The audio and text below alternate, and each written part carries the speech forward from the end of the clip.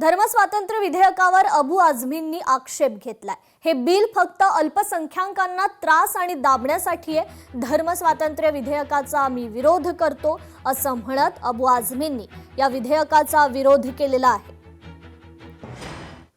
धर्म परिवर्तन जबरदस्ती हो, कोई दबाव में हो, कोई लालच में हो, कोई प्रेशर में हो, इस तरह का कोई भी धर्म परिवर्तन है उसकी सख्त मुखालफत होना चाहिए, उस पर सख्त जो है कार्रवाई होना चाहिए।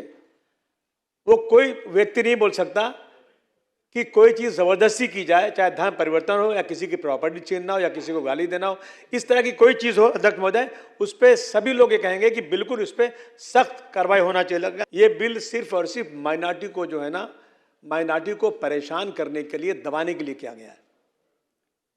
और यही चल रहा है देश में आज चारों तरफ। रोजाना कोई न कोई ऐसी चीज निकालो जिसे माइनॉरिटी को घेरो। अध्यक्ष महोदय, मैं पूछना चाहता हूं बहुत अदब के साथ कि माइनॉरिटी की तादाद कितनी है? मुसलमान 12% 13% है और मेजॉरिटी 85% है। अध्यक्ष महोदय, वो 12% से 85% को डराया जा रहा है। या विधेयकात अत्यंत गंभीर प्रश्न निर्माण होतात। पहिला मुद्दा आहे, या विधेयकात प्रलोभन, जबरदस्ती, फसवणूक अशा शब्दांचा उल्लेख अत्यंत ढोबळ आणि अस्पष्ट ठेवण्यात आहे। जर एखाद्या व्यक्तीने कोणाला शिक्षण, आरोग्य सेवा किंवा सामाजिक मदत केली तर त्या व्यक्तीने नंतर स्वतःच्या इच्छेने धर्म बदलला तर त्याला सुद्धा प्रलोभन म्हणून दाखवले जाऊ शकते आणि अशा प्रकारे मानवी मदत ही सुद्धा गुन्हा ठरवली जाऊ शकते। धर्मांतर विरोधी कायदा देताना सरकारने हा विचार केला पाहिजे की डॉक्टर बाबासाहेब आंबेडकरांनी कुठले शब्द वापरले होते।